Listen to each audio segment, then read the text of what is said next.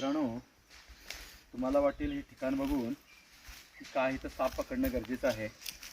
ज्यांनी माझा मोबाईल पकडले ते मालक आहेत आणि ही खरं तर नदी आहे, पण तरी साप पकडायला आला. कारण यांनी तर काय काम करत असताना यांची मोटर जोडलेली इथं आहे, यांची शेती आहे दोन्ही बाजूला.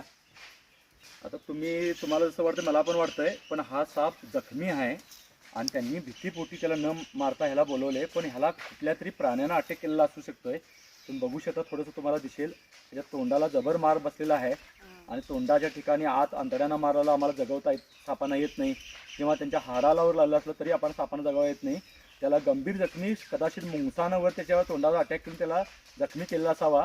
आणि हा साप काय इथं नव्हता, लक्षात घ्या. बाहेरून ह्यांनी काम करताना यांच्या अंगावर आला का त्यांच्यावर अटॅक केला असं त्यांचं म्हणणं आहे.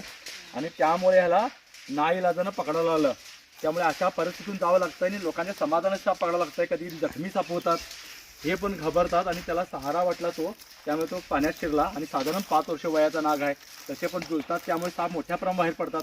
तुम्हाला जर लक्ष देऊन बघितलं तर कळत असेल की त्याच्या तोंडाला जबर जखम झालेली आहे आणि 5 वर्ष वयाचा हा साप आहे.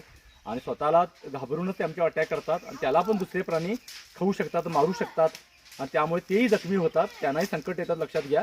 आता त्याला बघूया तो नैसर्गिकरित्या जगतोय की नाही, कारण तोंडाच्या ठिकाणी आत वगैरे जखम झाली तर आम्हाला उपचार करणं कठीण जातंय. पण मी प्रयत्न करीन. आता ह्याला बंद करतो. धन्यवाद मित्रांनो.